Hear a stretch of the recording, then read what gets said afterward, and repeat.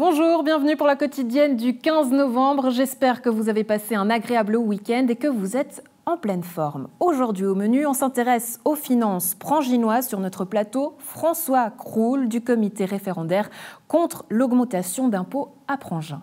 En images, on célèbre les 100 ans de l'association Pro Novio Dugno et on revient sur la cérémonie de remise des prix de la Fondation pour le développement du sport à Nyon.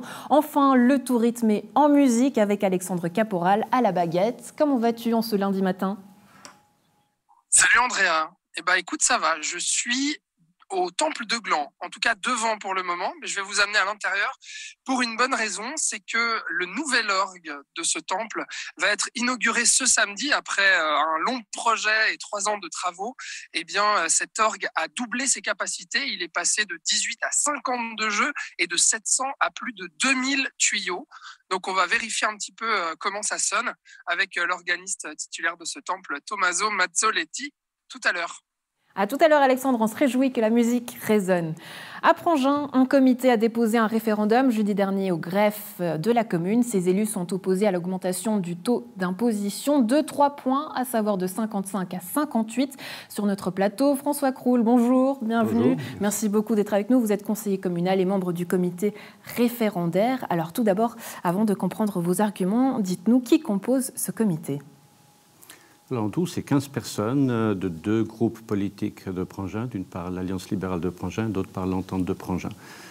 L'Entente est représentée par 4 ou 5 membres, si j'ai bonne mémoire, le reste étant des membres de l'ALP. Alors pour revenir sur les faits, il a fallu plusieurs heures de débat, 2 séances très longues. Et pour qu'une majorité se dessine en faveur d'une augmentation de 3 points seulement, c'est vrai que le résultat du vote était très serré, 24 non, 26 oui.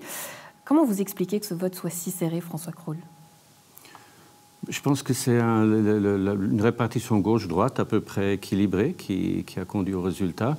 On a été surpris d'un résultat aussi bon que ça du côté de l'ALP. On ne s'attendait pas à ce que probablement 9 membres de l'entente nous rejoignent dans notre raisonnement. Voilà, ouais. Par rapport à vos municipaux, justement, de votre parti, quels ont été les retours ? On n'a pas eu de retour jusqu'à maintenant. On en a discuté avec un des municipaux en amont, avant la séance.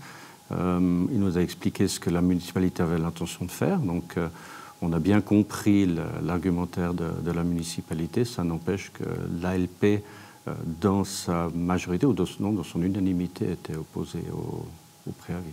Alors on va essayer de comprendre pourquoi, mais justement, avant d'y venir, c'est vrai que la proposition municipale au départ était d'augmenter de 4 points. Ensuite, elle est revenue à 3 points, non pas sur l'ensemble de la législature, mais juste sur cette année. Pourquoi est-ce que ça ne vous convainc pas, sachant qu'elle fait justement un pas en votre faveur ? Alors formellement, la demande, le premier préavis ou le préavis de base, demandait une augmentation de toute façon pour une année. La municipalité verbalement, si on veut, s'engageait ou nous faisait part de son intention de ne pas revenir avec d'autres augmentations d'impôts. Mais c'était déjà une demande d'augmentation de 4 points pour une année. Maintenant, avec son préavis, ou plutôt son amendement, elle est passée à 3 points, mais le fond du problème restait le même. Alors, le fond du problème, venons-y. Pourquoi est-ce que cette hausse du taux d'impôt vous embête tant ? Parce que c'est vrai que quand on entend l'argumentaire de la municipalité, c'est finalement des projets qu'il faut aujourd'hui voir exaucés pour Prangin. Donc, pourquoi refuser, quelque part, l'avancée de ces projets ? Alors, on ne refuse pas du tout l'avancée des projets. Je dirais que 95% des projets vont avoir très probablement le soutien de l'Alliance libérale de Prangin, en tout cas de mes collègues. Par contre, le problème réside dans le calcul qu'a fait la municipalité pour justifier son augmentation d'impôts. Elle a estimé de manière très pessimiste les recettes, en oubliant notamment le clos ou l'orangerie, on ne sait pas trop comment elle s'appelle, un nouveau complexe qui va être mis en location cette année pour 122 nouveaux ménages. Elle a oublié de prendre en compte le retour de GSK comme contribuable. Enfin, on le suppose, on n'a pas d'informations. C'est un peu une boîte noire, mais on sait que l'exonération d'impôts dont profite GSK, peut-être partielle, peut-être totale, va arriver à échéance 10 ans après, et 10 ans, c'est l'année prochaine. Donc, sous-estimation des recettes, surestimation des charges, notamment les charges péréquatives. Là, la municipalité précisément à travers son amendement, a réagi. C'était tout de même 3 millions de moins au niveau des acomptes péréquatifs 2022 qui ont été annoncés par le canton fin septembre, donc après que la municipalité ait déposé son préavis, mais avant la séance du Conseil. Donc l'un dans l'autre, ces estimations pessimistes font qu'aujourd'hui, on n'a absolument pas la certitude qu'on aura besoin de plus d'argent. Et on considère que c'est de notre responsabilité principale de ne pas aller demander aux contribuables plus d'argent pour la commune avant que ce soit véritablement une nécessité avérée. Pourtant, il va falloir avoir de l'argent aujourd'hui dans la commune pour pouvoir défendre ces projets. Donc comment vous allez faire si on n'augmente pas les impôts ? Alors pour l'instant, sur la base des projets qui ont été validés, l'argent est suffisant. Et on verra bien à la sortie de la crise Covid, quand on aura une meilleure visibilité aussi au niveau péréquatif. On a tout de même l'initiative SOS Commune qui a abouti, qui va amener le canton à prendre certaines dispositions. On a aussi la nouvelle loi sur le financement de l'aide sociale qui a été votée fin 2019, si j'ai bonne mémoire, ou fin 2020 peut-être même, qui fait que le canton allège la facture sociale. Donc l'un dans l'autre, on va vers une météo financière, si je peux dire ça comme ça, qui est plus favorable. Le jour où il devait s'avérer que l'argent ne suffit pas, à ce moment-là, et à ce moment-là seulement, on pourra augmenter les impôts. Et c'est comme ça qu'on devrait faire. C'est d'abord déterminer quels sont les projets, Mais les projets sont définis. On parle d'un EMS, on parle d'une crèche, on parle d'une passerelle entre Nyon et Prangin. Donc, quelque part, ils sont là. Les projets sont là, mais ils n'ont pas encore été votés par le Conseil. Il est tout à fait possible que le Conseil s'y oppose. La municipalité propose, le Conseil prendra la décision ou non de valider ces investissements. Et au moment où ils seront validés, là, on pourra voir si véritablement il y a un problème de ressources pour faire face à long terme à ces développements, en évitant d'endetter la commune, ce qui serait évidemment catastrophique si on devait aujourd'hui endetter la commune pour demander à la génération suivante de rembourser. Est-ce que ça veut dire que, selon vous, le timing n'est pas bon, qu'il faudrait d'abord connaître les projets, d'abord les voter et ensuite parler budget, parler du taux d'imposition ? C'est exactement ça. Dit en un mot, c'est ça, le timing n'est pas bon. Et ça a surpris beaucoup de monde, et pas que l'ALP, de voir d'abord arriver une augmentation d'impôts. Au moment où on a reçu ce préavis, on n'avait pas encore reçu le programme de législature. On n'avait évidemment pas reçu non plus le plan des investissements qui fait partie du budget 2022 qu'on a reçu quelques jours avant la deuxième séance du Conseil. Là, maintenant, on voit un peu mieux où veut aller la municipalité. Comme j'ai dit, on n'est a priori pas opposé à ça. Est-ce que le Conseil suivra la municipalité sur tous les projets ? Ça correspond quand même à 70 préavis en tout, entre les préavis d'investissement et les préavis dits sauf erreur administratifs. Est-ce que la municipalité arrivera à suivre et à proposer ces 70 préavis sur les 4 ans et demi, on va dire, qui restent maintenant dans la législature? C'est quand même relativement peu probable. Que le menu, justement, est copieux. Est-ce qu'on n'aurait pas meilleur temps, justement, à faire comme la municipalité le propose? On a une enveloppe, un budget total, et ensuite on répartit. C'est quand même plus facile. C'est peut-être plus facile pour la municipalité, mais aller expliquer aux 4000 contribuables qu'à cause de ça, on ne sait pas trop, mais on va vous demander de l'ordre de grandeur en moyenne par ménage de 500 à 600 francs, ça dépend de la manière dont on calcule, par année, pour un financement qui est peut-être déjà suffisant avec ce que les contribuables payent aujourd'hui, avec 55 points d'impôt. Et aussi, pourtant, par rapport aux voisins, on peut parler de 58%, c'est quand même inférieur à la moyenne cantonale de 67%. Oui, c'est inférieur parce que la commune de Prangin est une commune entre guillemets riche, enfin riche dans le sens où ses contribuables payent un taux moyen d'impôt, un point d'impôt par habitant de l'ordre de grandeur de 80 francs, ce qui est largement supérieur aux sauf erreur 30 francs du canton. Tant mieux pour la commune, mais ce n'est pas une raison pour aller augmenter les impôts. De la même manière que ce n'est pas une raison de faire une comparaison ou d'argumenter, c'était un des arguments de la commission des finances, de la majorité de la commission des finances, de dire oui, les impôts n'ont pas beaucoup bougé à Prangin depuis longtemps, c'est une raison de plus. Non, je pense, ou nous pensons qu'on peut justifier une augmentation uniquement si, sur la base des chiffres qu'on a, on a clairement une incapacité à financer les projets qui ont été décidés. François Croul, membre du comité référendaire, merci beaucoup d'avoir été avec nous. Très belle journée à vous. À bientôt. Merci de m'avoir invité. Belle journée à vous aussi. Pronovio Duno a 100 ans. Pour fêter ça, l'association qui œuvre pour la sauvegarde du patrimoine lyonnais publie un recueil de 11 ballades à travers la ville, recueil en images. Il y a 100 ans, l'une des plus vieilles associations culturelles nyonnaises naissait. Nous sommes là pour en parler avec vous deux, respectivement président et vice-président, Philippe Glasson et Georges Darer. Qu'est-ce que c'est que cette association ? Cette association est surtout une association de protection du patrimoine. Si on nous reproche d'être un protecteur de vieilles pierres, ce n'est pas vrai. Nous sommes un protecteur de l'histoire de la ville à travers ces bâtiments et aussi des œuvres qui ne sont pas nécessairement des bâtiments, un statut et tout ça. Et surtout de penser à l'avenir pour que la ville reste très agréable à vivre, comme c'est le cas à Nyon. Oui, je pense que déjà en 1922, il y avait une certaine angoisse parce que c'était le début de l'industrialisation de la ville, c'était le début du développement de la ville, enfin, qui s'est passé plutôt à partir de 1940 en l'occurrence. Mais les gens, voyant l'expansion, le nombre d'habitants augmenter de 5 à 25 000 aujourd'hui, ont forcément eu des réflexes qui concernaient d'une part la préservation de l'histoire et puis d'autre part la préservation d'un certain cadre de vie. Aujourd'hui, quel est le combat de cette association ? C'est un combat quasi quotidien parce que, comme on l'indiquait tout à l'heure, on passe en revue toutes les mises à l'enquête et on essaye, dans le cadre de ces mises à l'enquête, de savoir quels sont les éléments importants, sur quel point il faut effectivement demander des changements et sur quel point il faut qu'on s'oppose carrément. Et on le rappelait tout à l'heure, sur l'histoire de l'emplacement de l'amphithéâtre, Pronovio Duno avait été au tribunal fédéral pour empêcher la construction des deux bâtiments qui sont là, avait perdu au tribunal fédéral du reste, et heureusement on a été sauvé par les Romains parce qu'une pelleteuse qui était là pour faire les fondements du bâtiment est tombée sur un caillou et ce caillou était romain. Donc Nyon avait perdu au tribunal fédéral, mais Nyon a gagné grâce aux Romains. Alors là, on est ici pour célébrer l'anniversaire d'une vieille dame et la question de base, c'était qu'est-ce qu'on offre à une vieille dame de 100 ans ?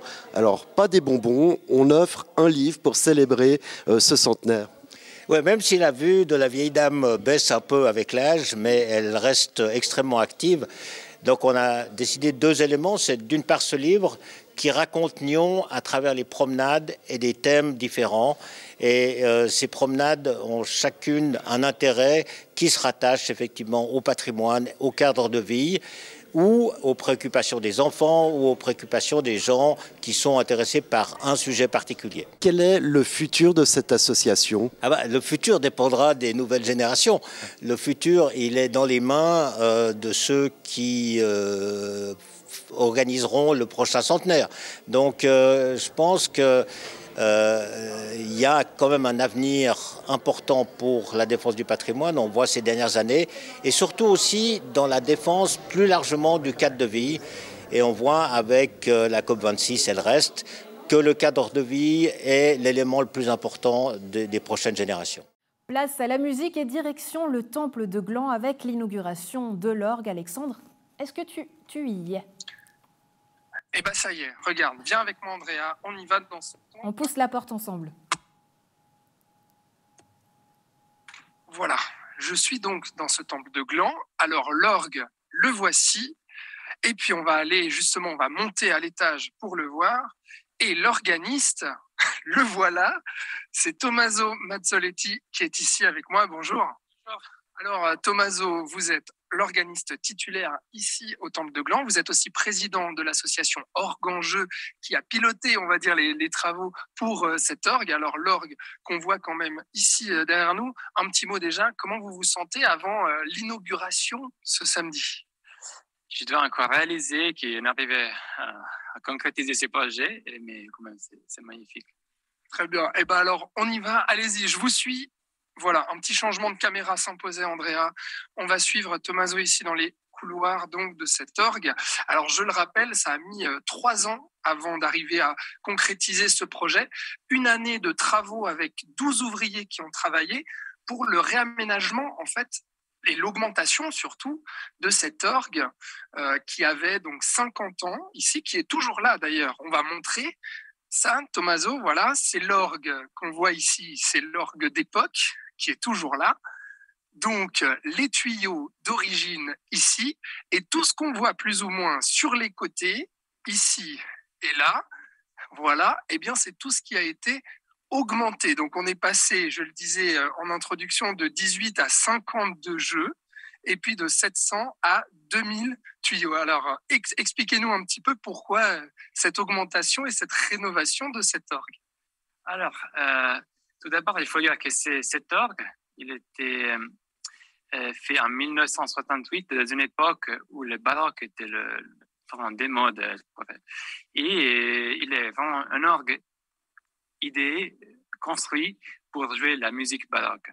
Et là, c'est très limitant pour l'organiste qui joue, mais aussi pour les concerts, pour les cultes, pour les services religieux différents, d'avoir la possibilité de jouer que la musique baroque, qui est magnifique, mais quand même. Et on a décidé, pour les 50 ans de temple et de l'orgue, de lancer ces projets en 2016. Et donc, ici, concrètement, donc, on va juste se décaler aussi ici, quand même, voir tous les différents tuyaux, voilà qu'on voit un petit peu la taille en fait de cet orgue. Donc concrètement, ça a été augmenté. Tout ça à l'arrière n'existait pas. Donc tous ces tuyaux ont été rajoutés. Les tuyaux, il y en a de quelle taille à quelle taille, Thomas? En fait, on peut voir ici la tuyau la plus grande de l'orgue. Ça s'appelle contrebasse. Et j'ai préparé pour vous montrer la différence de taille avec la plus grande entre la plus grande et la plus petite. Voilà. Entre ces deux tuyaux, il y en a 2000 passes de différentes tailles, de différentes mesures, de différents matériaux, et qui ça permet à l'organisme d'avoir une possibilité de sonorité quasiment illimitée. Et donc, 2000 tuyaux, est-ce que ça veut dire 2000 tonalités différentes? Et pas vraiment. Donc, la différence sonorité, c'est le jeu de l'orgue. Mais oui, en fait, ça veut dire que pour chaque jeu, il y a environ 56 jeux parce qu'il y a 56 touches sur le clavier. Et donc là, il faut multiplier tout ça pour 56 fois 52, fois 2000 tuyaux. Donc là, ça permet de mixer pas mal de sons. Alors, l'autre nouveauté, Tommaso, je vais juste me tourner ici pour qu'on voit un peu le temple. Andrea, tu vois sûrement au loin cette nouvelle console qui est donc commandée électroniquement, qu'on verra tout à l'heure. Mais Tommaso, montrez-nous déjà, parce que l'orgue d'origine est toujours là et on peut toujours jouer en fait sur l'orgue d'origine. En fait, l'orgue baroque qu'on voit maintenant, on voit la console de l'orgue baroque, est mécanique. Donc, c'est très bien pour faire la musique baroque, mais aussi au niveau pédagogique pour montrer aux élèves les différents styles de répertoire. Et donc, on a ici les différents jeux de l'orgue baroque, et c'est comme ça qu'on les appelle. Par exemple, on écoute la flûte. Il faut d'abord allumer l'orgue. Ah oui, on allume l'orgue, et puis maintenant, voilà, donc il suffit juste de tourner une clé, hein, si jamais, et ensuite, les différentes manivelles qui sont ici, on les tire, et puis là, alors, le son de la flûte.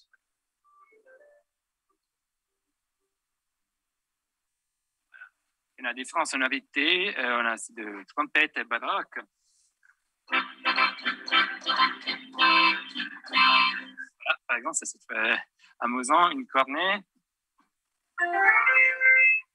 Des jeux plus classiques. Voilà, il y en a 18 jeux qu'on peut mixer. Et je vais vous expliquer après, sur la console, les différents types de consoles qu'on a ici. Voilà, puisque donc ça, c'était la démonstration pour l'ancien orgue, même si vous voyez tous les tuyaux rajoutés autour de nous. Et la démonstration pour le nouvel orgue, Andrea, ça va se passer juste en dessous avec cette console. Donc à tout de suite. À tout de suite, Alexandre. Mais avant de te laisser partir, j'ai une petite question pour l'organiste, puisqu'il y a quelques années été inauguré à Nyon. Est-ce qu'ils se sont basés sur ce modèle-là? Est-ce qu'ils ont pris exemple sur le modèle nyonnais? Alors, petite question quand même, puisque c'est vrai qu'il y a quelques années, le Temple de Nyon a accueilli aussi un nouvel orgue. Qu'est-ce qui change ici avec cet orgue à gland? Et puis, est-ce que finalement, vous vous êtes inspiré de ce qui a été fait comme travaux à Nyon? Je connais très bien Daniel Mélan, l'organiste du Temple d'Union, et il a fait un travail qui est vraiment au contraire de ce qu'on a fait ici.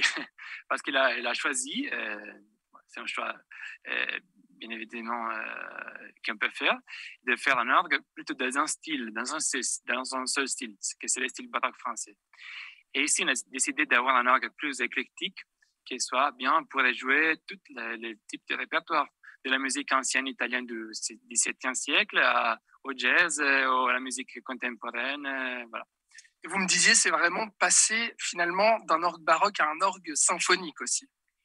Oui, on l'appelle orgue symphonique parce que ça permet vraiment de jouer toute la musique, y compris la musique symphonique, c'est la musique plus complexe pour les orgues. Voilà. Donc, c'est un orgue qui peut jouer la musique symphonique, qui peut jouer tous les styles de musique. Donc, c'est ça. Eh ben, très bien. Bon, Tommaso, vous allez nous montrer juste après comment on joue de ce nouvel orgue depuis en bas. Alors, à tout de suite, Andrea. A tout de suite, on pourra peut-être organiser sur NRTV un duel entre l'orgue de Nyon et l'orgue de Gland. On passe de la culture au sport. 165 000 francs pour soutenir les sportifs et les sportifs de la région. C'est le montant remis mercredi dernier par la Fondation pour le développement du sport à Nyon à 11 associations différentes. Retour en images sur la cérémonie qui avait lieu mercredi dernier à l'usine à gaz. Alexandre Démétriades, bonsoir. Pour cette année 2021, une enveloppe très garnie, on parle de 165 000 francs, c'est pratiquement le double des budgets alloués aux années précédentes. La Fondation pour le développement du sport dit avoir été plus généreuse qu'à son habitude cette année. Pourquoi ? Bon, déjà, c'est parce qu'elle avait les moyens de le faire. Donc, il faut bien savoir que cette fondation se base sur un fonds qui a été créé à l'époque en soutien de l'UEFA qui voulait s'impliquer dans la ville de Nyon, ce qui était logique, mais qui est tout à fait à saluer. Et puis, ça dépend aussi des rendements en fait de ce fonds qui d'année en année permet plus ou moins de distribuer des fonds. Mais il y avait aussi des très beaux projets qui nous ont été présentés, peut-être des fois plus de dossiers qui nous ont été présentés, et on a estimé qu'on pouvait aller vers plus de 160 000 francs à distribuer. Et vraiment, vous l'avez vu, les lauréats, et on le verra l'année prochaine aussi, mais ils méritaient vraiment, les dossiers étaient magnifiques. Mathilde Ray, bonsoir. Vous venez de recevoir 10 000 francs pour la préparation au championnat du monde U23 aux USA en 2022 ainsi que les JO de Paris en 2024. Qu'est-ce que ça représente pour vous ? C'est incroyable, franchement, rien à dire. 10 000 francs pour se préparer, c'est juste incroyable. J'aurais pas pu espérer mieux. On avait pu compter déjà il y a 3 ans sur le généreux soutien de la Fondation pour acquérir un premier minibus. Il se trouve que le club s'est développé entre-temps et que ce bus ne suffit de loin plus à couvrir nos besoins. Et puis que, voilà, pour poursuivre le bon développement du club, on a besoin d'acquérir ce deuxième minibus et cette subvention va contribuer à l'achat. Alors notre projet, il va se faire dans le cadre des 50 ans du club. Donc on est dans la 50e saison de notre club.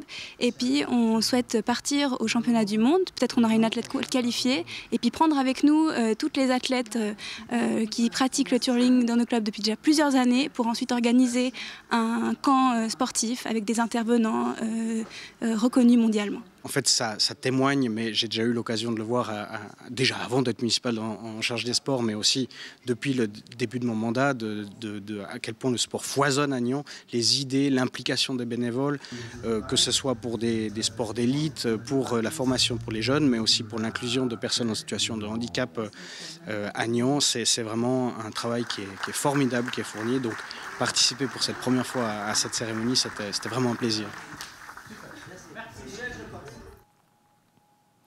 Et pour terminer notre partition, retour au temple de Gland en musique. Alexandre, est-ce que tu es avec moi ?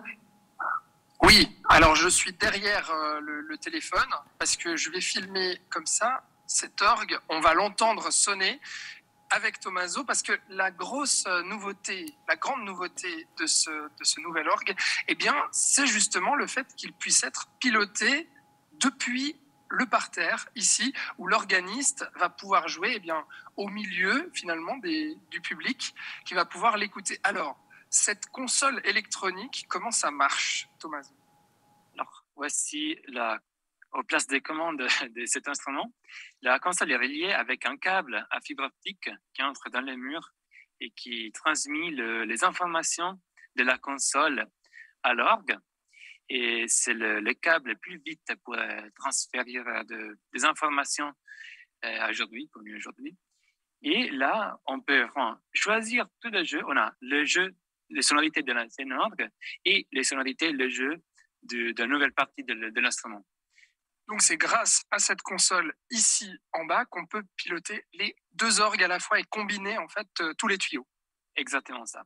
Et ici, on voit que ça, c'est tous les jeux qu'on peut appeler. Voilà, on peut les combiner entre eux. Et la chose très intéressante, c'est qu'ici, on a une espèce de petite tablette, touchscreen, parce que c'est la dernière génération.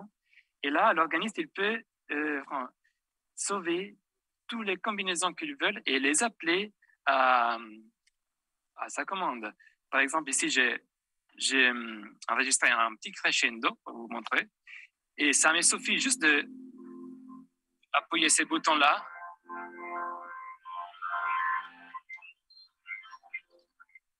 Pour appeler le jeu qui j'aime faire jouer. Alors, vous avez déjà eu l'occasion de le tester, du coup, ce nouvel orgue, Tommaso, parce qu'il y a pas mal de réglages à faire avant qu'il puisse être officiellement inauguré et qu'il fasse partie intégrante des cultes le dimanche ici à Gland. Vous avez pu trouver ce que vous vouliez, ça sonne bien, cet orgue. Vous avez pu déjà trouver de nouvelles sonorités, des nouveaux programmes enregistrés. Oui, j'ai pas mal déjà travaillé sur cet instrument, disons, tout l'été. J'ai passé ici à le tester. C'est vraiment pas facile de tester chaque jeu avec les autres, chaque touche avec les autres. Et ça prend pas mal de temps. J'ai trouvé pas mal de petits détails à régler encore. Comment on fait des réglages? En fait, moi, j'écris au facteur d'orgue, il faut faire ça, ça, ça. Et il vient, il fait ça.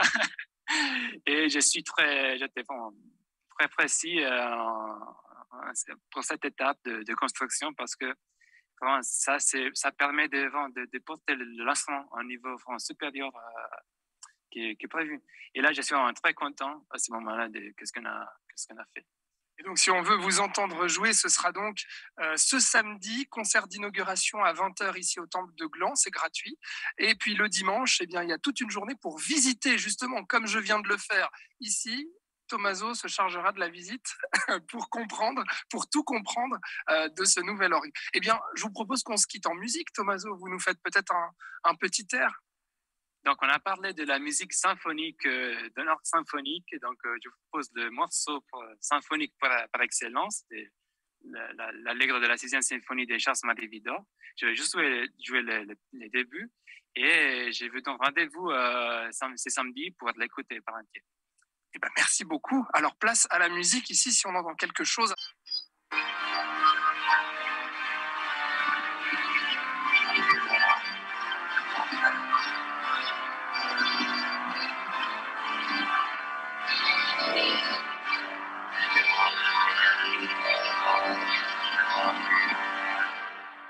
Merci beaucoup, Tommaso, pour cette visite et ce concert privé, en avant-première. Andrea, je te redonne la parole au studio. Et puis, je te donne rendez-vous samedi pour tout voir et tout entendre avec ce nouvel orgue. À tout à l'heure, Alexandre. Merci beaucoup pour la visite à la maison. Vous aurez peut-être remarqué que M. Mazzoletti a joué chaussures aux pieds, contrairement à M. Mélan qui, lorsqu'il l'avait inauguré, l'orgue avait joué chaussettes et sans chaussures. Et ça se mérite.